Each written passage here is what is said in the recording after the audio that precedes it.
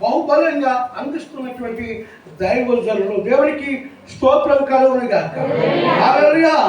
మన దినాన నా పాఠము మనం గమనించినట్లయితే ప్రభువు పేరా క్రొత్తగా జన్మించడం యొక్క వివరణ ఇవ్వాలని నేను ఆశపడుతూ ఉన్నాను. నూతనంగా జన్మించడం అనేది ఏమిటి, దాని ప్రయోజనాలు ఏమిటి అనేది కొన్ని వివరణలు ఇవ్వాలని ఆశపడుతూ ఉన్నాను. యోహాను సువార్తలో యేసు ప్రభువు వారు మాట్లాడుతూ ఉంటారు. అంటే మనం చూసినట్లయితే యోహాను సువార్త 3వ అధ్యాయము 1 నుండి 2 వచనాలు, యూదుల అధికారి అయిన నికోదేము అనే పరిసయ్యుడు ఒకడున్నాడు. అతడు రాత్రి యందు యేసు ప్రభువు దగ్గరికి వచ్చి, బోధకుడా, నీవు దేవుని యొద్ద నుండి వచ్చిన బోధకుడు అని మేము ఎరుగుదుము. నీవు దేవుని యొద్ద నుండి వచ్చిన బోధకుడు అని మేము ఎరుగుదాం. దేవుడు అతనికి తోడై ఉంటేనే గాని నీవు చేస్తున్న సూచక్రియలను ఎవడును చేయలేడు. నీవు చేస్తున్న సూచక్రియలను ఎవడును చేయలేడని ఆయనతో నికోదేము మాట్లాడుతూ ఉన్నాడు. 3వ వచనంలో అందుకు యేసు అతనితో ఒకడు కొత్తగా అతనితో అనగా నికోదేము అనే వాడితో మరి చెప్తూ ఉన్నాడు, ఒకడు కొత్తగా జన్మించితేనే గాని అతడు దేవుని రాజ్యమును చూడలేడని మీతో నిశ్చయముగా చెప్పుచున్నాను. పర్యాయం చదువుతున్నాను, జాగ్రత్తగా మీ బైబిల్లో అలా ఉండలేదు చూడండి. దేవుడికి మహిమ కలుగుగాక.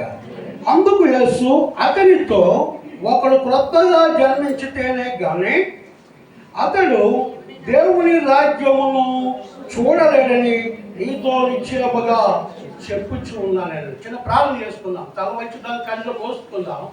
నూతనమైనటువంటి జన్మ కావాలి, నూతనంగా జన్మించాలి. కాబట్టి చిన్న ప్రార్థన చేసుకుందాం. సకల ఆశీర్వాదములకు కారణభూతుడా, మా ప్రాణప్రియుడా, నీ ఘనమైన నామానికి, అయా నీ మహోన్నతమైన నామానికి వందనాలు. నిలబడిన వాళ్ళను మట్టి వాళ్ళను నేను మాట్లాడితే అంత మాత్రం కూడా ప్రయోజనకరం కాదు, కానీ మీరు మాట్లాడితే బిడ్డలు ప్రయోజనకరంగాను, అయా దీవెనకరంగాను, అయా తండ్రి ప్రభు ఈ మాటల ద్వారా మీకు మహిమకరంగా ఉండడానికి ఒక చూపించండి. బలహీనమైనటువంటి ఘట్టాలని నిలబెట్టుకుని మీరు మాట్లాడుకోబోతున్నందుకు వందనాలు, స్తోత్రాలు. ఈ బలహీనమైన ఘట్టాన్ని బలపరచమని అయా చిన్ని ప్రార్థన మీ పాదసంలో చేర్చుకోండి. మా ప్రాణవిమోచకుడైన యేసు క్రీస్తు ప్రభువారి యొక్క అతి శ్రేష్టమైన నామములో అడిగి వేడుకుంటున్న పరమ తండ్రి, ఆమేన్, ఆమేన్. లేదా వాక్యం సెలవిస్తూ ఉన్నాయి. యేసు ప్రభువు మాట్లాడుతూ ఉన్నాడు.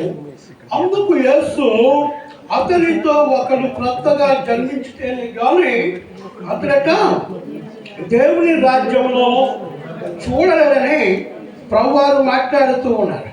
నికోదేము పరిసయ్యుడితో మాట్లాడుతూ ఉన్నాడు. అతడు ఎవరట? ఒక అధికారి, సామాన్యమైనటువంటి అధికారి కాదు ప్రభు, సామాన్యమైనటువంటి మానవుని కాదు. ఇదే ఎక్స్ట్రాడినరీ, దేవునికి ఎక్స్ట్రాడినరీ, దేవునికి స్తోత్రం కలుగును గాక. అతను ఒక అధికారముతో కూడుకున్నటువంటి వాడు. కాబట్టి ఆయన అడుగుతూ ఉన్నాడు ప్రభువు. అందుకు యేసు ప్రభువు అతనితో మాట్లాడుతూ ఉన్నాడు, ఒకడు క్రొత్తగా జన్మించితేనే కానీ అట్లట దేవుని రాజ్యంలో ప్రవేశింపడు అని మరి ఆ యొక్క నికోదేము అనే మనుషులతో చెప్తూ ఉన్నాడు. నూతనమైనటువంటి జన్మ కావాలి, నూతనంగా మారాలి, మనస్సు మారాలి, మనసుతో పాటు బ్రతుకు మార్చుకోవాలి. ఒక నీటి మూలంగానో ఆత్మ మూలంగానో జన్మించితేనే కానీ పర్వత రాజ్యంలో యొక్క మాత్రము కూడా ప్రవేశించడని లేఖనాలు శ్రమిస్తూ ఉన్నాయి. యేసు ప్రభువు మనం నీటి మూలంగానో ఆత్మ మూలంగానో జన్మించాం, మంచిదే. జన్మించిన తర్వాత మన క్రియలు, మన ఆలోచనలు ఎలా ఉన్నాయి? దేవునికి అంగీకారంగా ఉన్నాయా? నీ గురించి దేవుడు సాక్ష్యం పలుకుతూ ఉన్నాడా?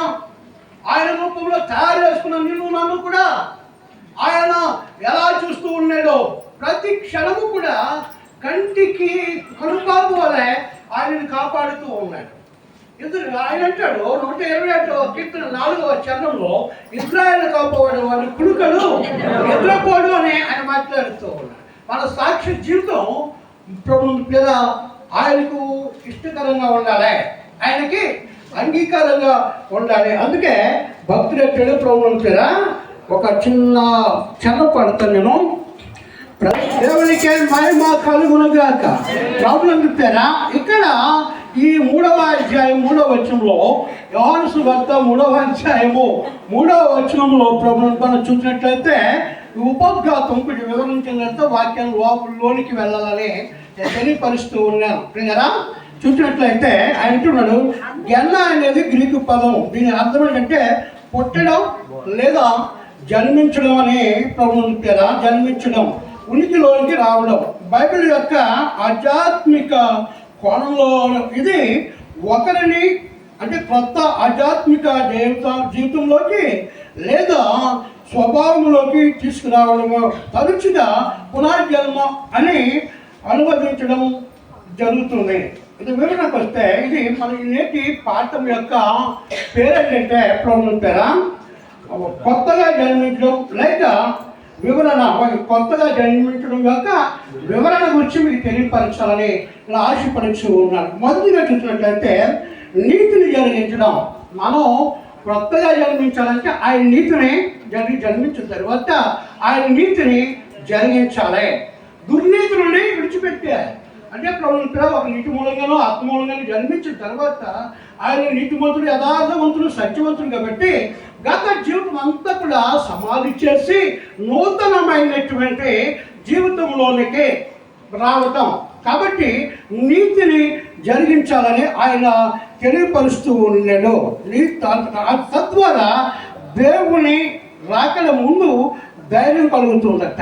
అంటే మన నీతిగా నిజాయితీగా మనం జీవించినట్లయితే దేవుని రాకడ సమయంలో ఆయన ముందున నిలవటానికి ధైర్యంగా మనము నిలబడగలుగుతామని చెప్పేసి ఆయన మాట్లాడుతూ ఉన్నాడు. చూసినట్లయితే 1 యోహాను పత్రిక 2వ అధ్యాయము 29వ వచనంలో అంటాడు. 1 యోహాను 2వ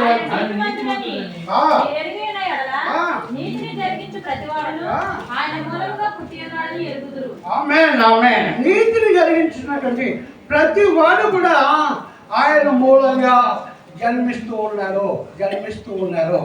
కాబట్టి మన ఆలోచన చేసినట్లయితే ఆయన నీతిమంతుడని మీరు ఎరిగి ఉన్నారు కదా.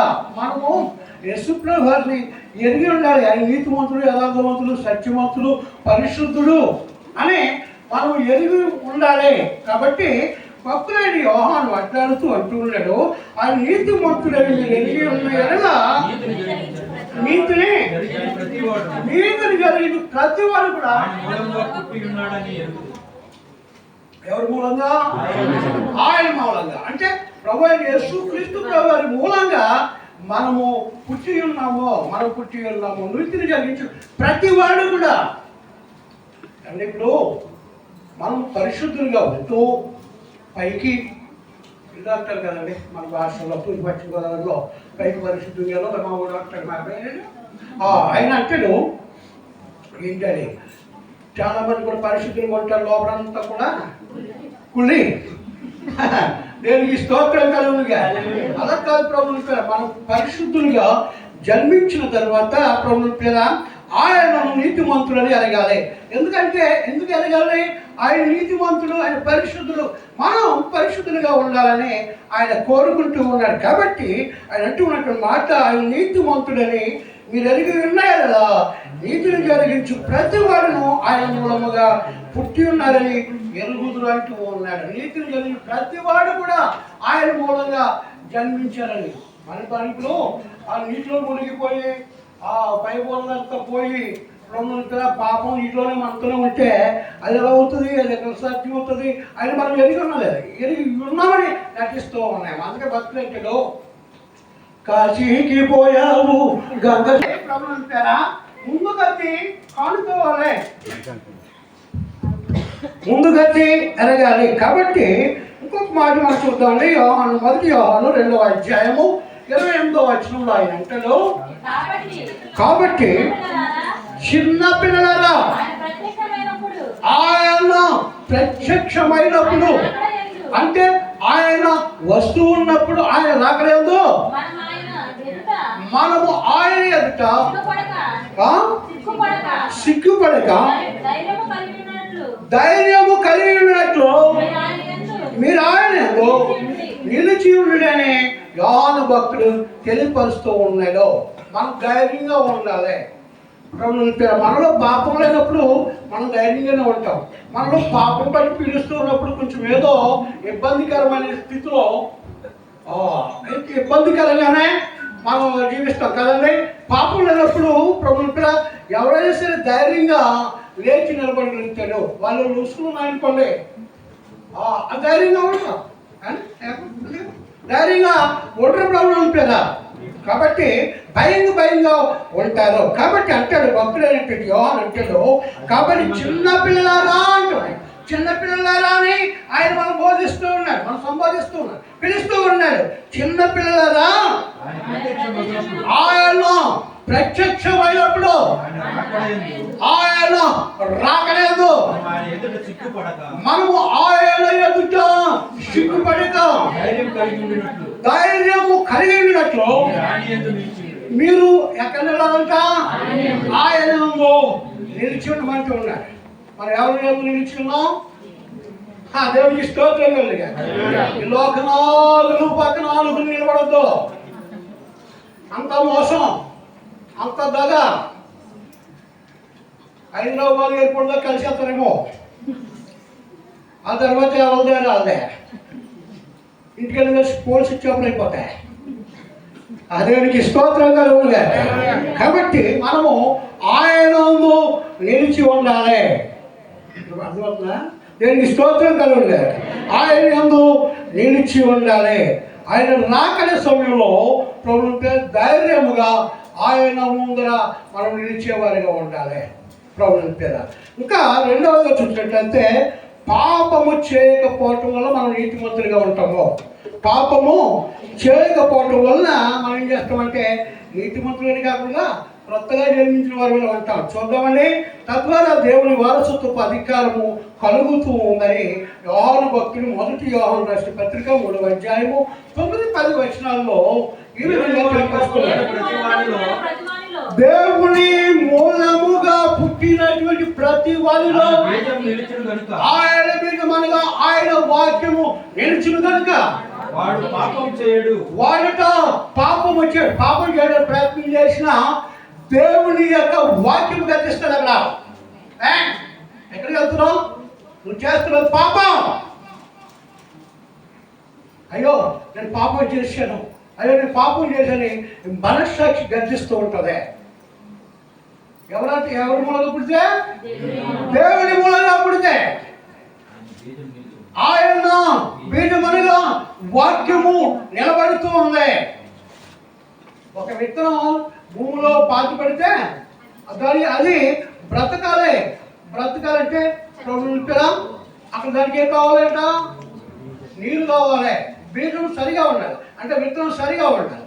దేవుడి యొక్క వాక్యము నీలో ఉన్నప్పుడు పాపము చేయటానికి నీకు ఎంత మాత్రము కూడా నీ పాదములు ముందుకు నడిపించావు. గమనించవలసిందిగా ప్రభు పేరిట నేను తెలియజేస్తూ ఉన్నాను. ఇంకేమంటున్నాడు? దేవుని మూలంగా పుట్టినవాడు కనుక వాడుట దేవుని మూలముగా పుట్టినవాడు కనుక పాపం చేయజాలడు. వాడు పాపము చేయజాలడు. ఓ మానవ హల్లెలూయా. కాబట్టి ఇక్కడ అంటూ ఉన్నటువంటి మాటను కనుక మనం గమనించిన 10వ వచనం చదువుదాం. దీనిని బట్టి దేవుని పిల్లలెవరో అపవాది పిల్లలెవరో తేటబడును అంటూ ఉన్నాడు. దీన్ని బట్టి దేవుని పిల్లలెవరో అపవాది పిల్లలెవరో స్పష్టంగా వడకట్టినట్లుగా తెలిసిపోతుంది. ప్రభువుని పేరు వడకట్టినట్లుగా తెలిసిపోతుంది. కాబట్టి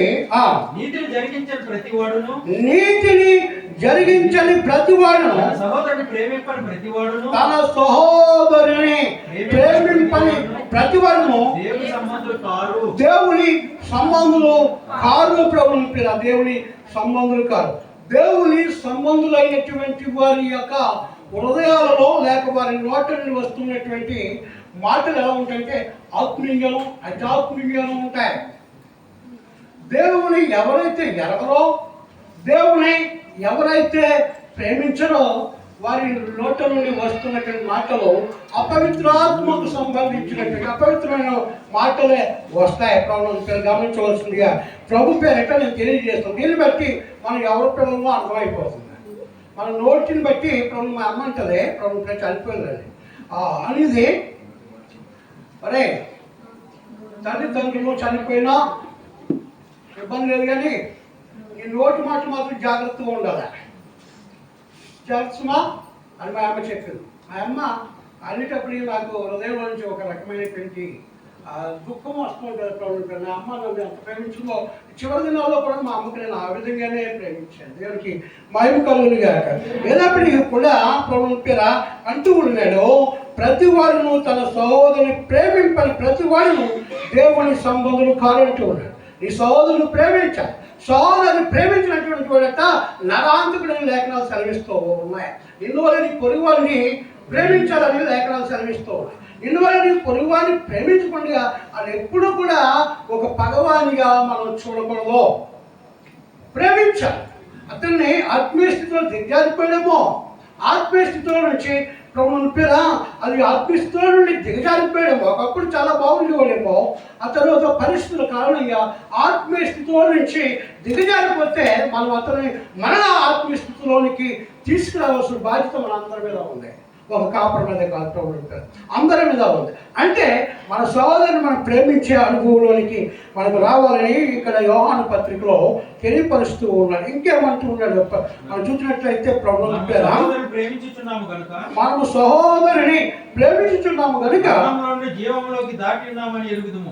నువ్వు ఎప్పుడైతే నీ సహోదరుని నువ్వు ప్రేమించావో నువ్వు మరణం నుండి జీవంలోనికి, అందుకే అంటే నిత్య జీవంలోనికి నువ్వు ప్రవేశిస్తావు. కాబట్టి ప్రభుత్వం పేర మనం మన సహోదరుని ప్రేమించేవారిగా ఉండాలని లేఖనాలు సెలవిస్తూ ఉన్నాయి.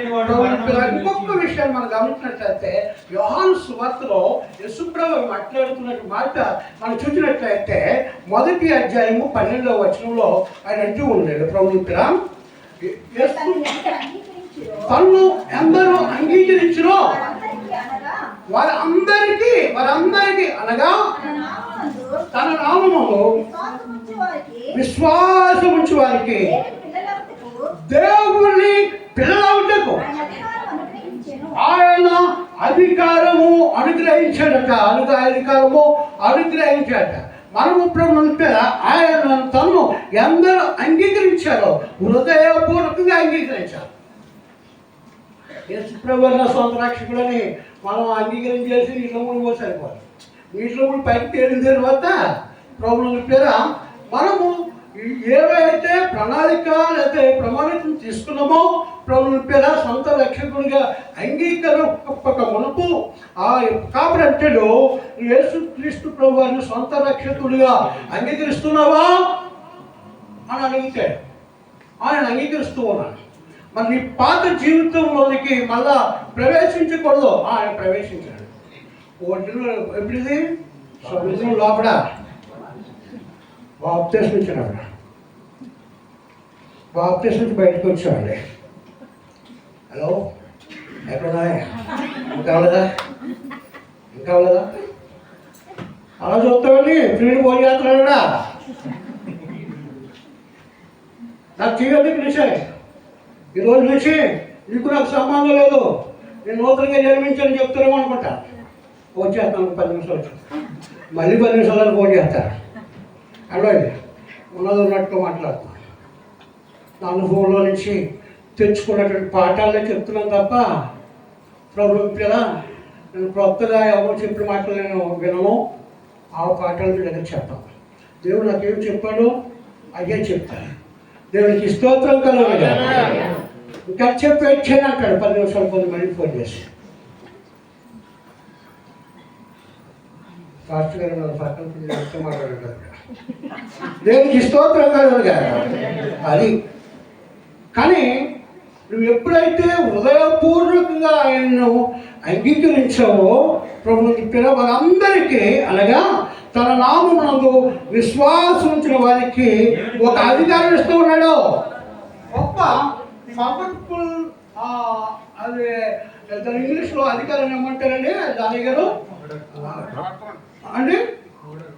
పవర్ఫుల్ మరి రైట్స్ ఇస్తూ ఉన్నాడు, చక్కటి హక్కులు ఇస్తూ ఉన్నాడు. వారికట్ట తన పిల్లలకి అధికారము అనుగ్రహించినట్టు ఉన్నాడు. అధికారము అనుగ్రహించాడు. ఇప్పుడు మనం ఎవరి పిల్లలు అండి? దేవుడి పిల్లలు. మన తండ్రి ఎవరు? రాజు. మనం ఎవరు? రాజు బిడ్డలు ఏమవుతారు? రాకుమారులు అవుతారు. దేవునికి స్తోత్రం కలుగుతారు. రాకుమార్తెలు అవుతారు. ఈ రాజు నమ్మదగినటువంటి వాడు. ఈ రాజు నీతిమంతుడు. ఈ రాజు యథార్థవంతుడు, సత్యవంతుడు. కాబట్టి నువ్వు ఎలా ఉండాలి? ఆయన రక్తం చేత కలగబడినప్పుడు ప్రభుత్వం ఇప్పినా ఆయన రక్తం చేత కలగబడినప్పుడు ఎలా ఉండాలి? ఎదురో మాట వెనకల మాటనా అంటే నువ్వు అవునంటే అవును కానీ కాదంటే కాదు కానీ కాదని ఏదో తెలియపరచాలి. రెండు రకాలుగా మాట్లాడుతాడు.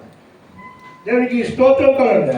కాబట్టి ఆయన అంటూ ఉన్నాడు, తను అందరూ అంగీకరించినప్పుడు అందరికీ అనగా తన నామమునందు విశ్వాసం ఉంచిన వారికి దేవుని పిల్లలకు ఆయన అధికారం అనుగ్రహించను. ఆయన లోకమును అంటే ప్రభుత్వం చూసినట్లయితే మూడవ అంశం చూసినట్లయితే లోకమును జయిస్తాడట. లోకమును జయిస్తాడట. మూడవ అంశం అంటే మొదటిది నేను చెప్పాను, నీతిని జరిగించడం. రెండవదిగా చూసినట్లయితే పాపము చేయకపోవడం. మూడవదిగా చూసినట్లయితే లోకమును జయించడం. ప్రభుత్వం. కాబట్టి చూసినట్లయితే మొదటి యోహాను రాసినటువంటి మొదటి యోహాను 5:4 చూసినట్లయితే ఆయన అంటూ ఉన్నాడు, దేవుని మూలముగా పుట్టిన వారు అందరూ లోకమును జయించ. లోకంలో ఉన్నదంటే లోకంలో ఉన్నదండి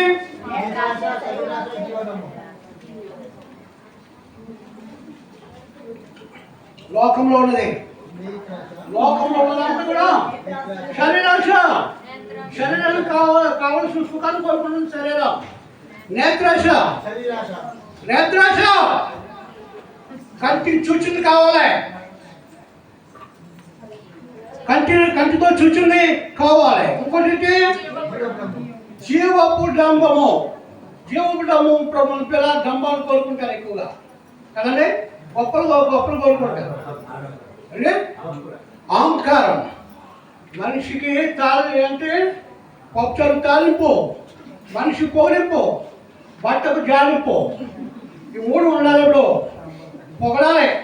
పొగడకపోతే సెట్ అవుతాయా? దానిగా మీరు ఎంతో దానకరండి. మీరు కొంచెం చూడటానికి కొంచెం సమస్యగా ఉన్నా మీరు మంచి నైపుణ్యం కనబడుతున్నారు అనుకోండి, ఆయన మొదలెక్కేస్తారు. అదన్నమాట. పొగరించాలి. సరుకులు పెట్టండి బట్టకే ప్రభుత్వం నింపేలా ఇలాగ గ్యారెంటీగా కోరుకోవాలి. నీటిలో పెట్టి ఇది ప్రభుత్వం. ఇవి ప్రభుత్వం ఏమంటూ ఉన్నాడు. ఇక్కడ మనం గమనించినట్లయితే దేవుని మూలంగా పుట్టి వారు లోకము జయించును. లోకంలో జయించినటువంటి విజయము మన విశ్వాసం. వీటన్నింటినీ కూడా మనం జయించాలి. శరీరాశిని జయించాలి, నేత్రాశిని జయించాలి, ప్రభుత్వ జీవ కుటుంబాన్ని జయించాలి. విడిచిపెట్టాలి. వాటిని జోలికి రాకూడదు. వాటి ఆలోచనలు కూడా మన శిరస్సులోనికి రాకుండా ఉండాలంటే మన వీటన్నింటిని కూడా వదులుకున్నప్పుడు నువ్వు లోకాన్ని జయిస్తావు. హల్లెలూయా. దేవునికి స్తోత్రం కలుగును గాక. ప్రార్థన గ్రంథం 2వ అధ్యాయం 7వ వచనంలో వాక్యం సెలవిస్తూ ఉంది. ఏమంటున్నాడు? ఆమేన్. చెవి గలవాని వాడు ఆత్మ సంగములతో చెప్పుతున్న మాట వినుగాక. జయించు వానికి దేవుని పరదేశంలో ఉన్న జీవవృక్ష ఫలములను మేము భుజింపనిస్తున్నని ప్రకటన గ్రంథకర్త యోహాను భక్తుడు తెలియపరుస్తూ ఉన్నాడు. వీటినన్నింటినీ కూడా మనం జయించినప్పుడు ప్రభువుని పిల్ల ఆ పరలోకములో ఉన్నటువంటి ఆ పరదేశంలో ఉన్నటువంటి జీవ వృక్ష ఫలములను నీకు భుజింపచేస్తారని అంటున్నాడు. భుజింపచేయిస్తానని చెప్పేసి ఆయన మాట్లాడుతూ ఉన్నట్టు. జీవ వృక్ష ఫలములు మరి నువ్వు భుజించేవారిగా ఉండాలంటే వీటన్నిటిని కూడా వదులుకోవాలి. ఏమైనప్పుడు కూడా ఆమె వదలమంటాడు. దేవుడికి స్తోత్రం కదండి. అది వదులుకోవాలి బాబు, నీకు అనబడతానంటే వెళ్ళవు, వదులుకోవాలి.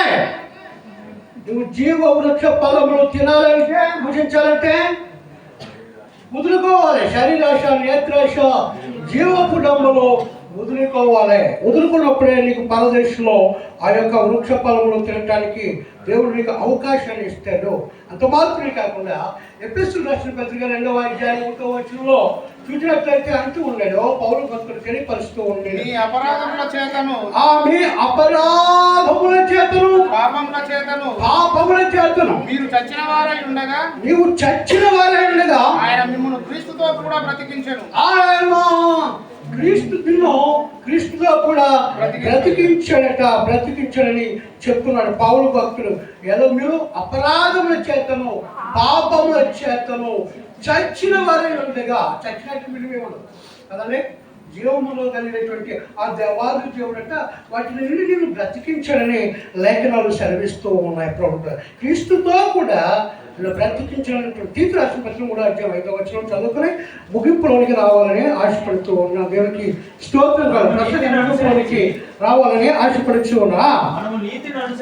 మనము నీతిని అనుసరించి చేసినటువంటి క్రియల మూలంగా కాక తన కనికరం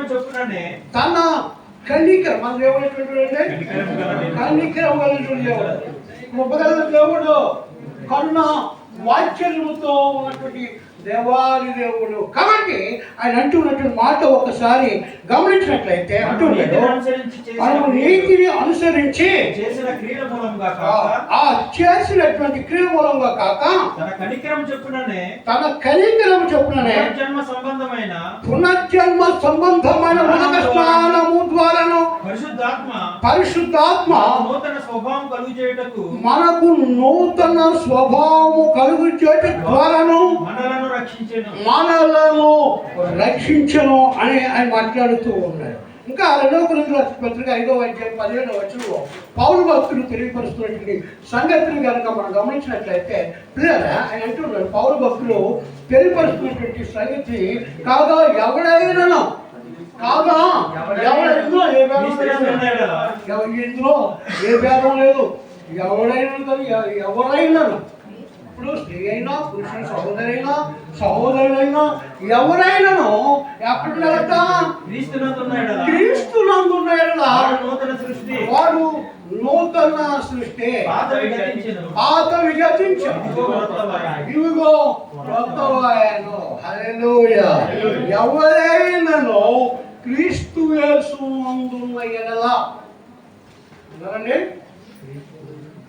ఆయన ఉన్నారా? ఆయన ఉండాలి, తప్పనిసరిగా ఉండాలి. అంటే ఇప్పుడు మనం మాట్లాడితే ఒరిపితే అబద్ధం, ఒరిపితే కొంపైతే లైన్లో ఉన్నట్టు కాదు. ఉన్నట్టుగా మాట్లాడాలి.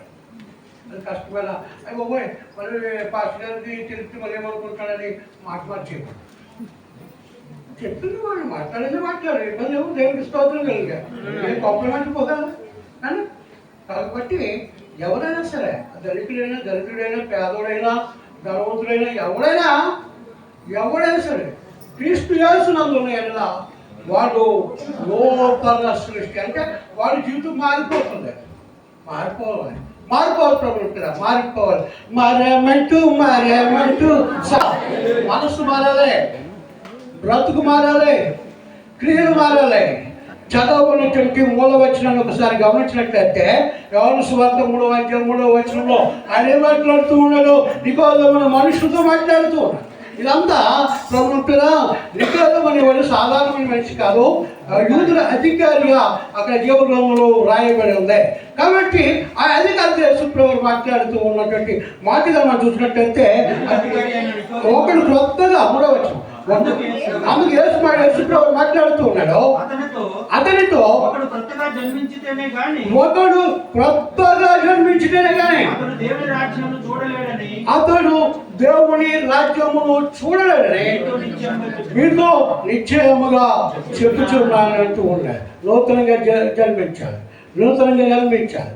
నూతనంగా జన్మించకపోతే దేవుని రాజ్యంలో ఎంత మాత్రం కూడా ప్రవేశించలేరు. కాబట్టి మనం నూతనంగా జన్మించాలని ప్రభువుని పిలుద్దాం.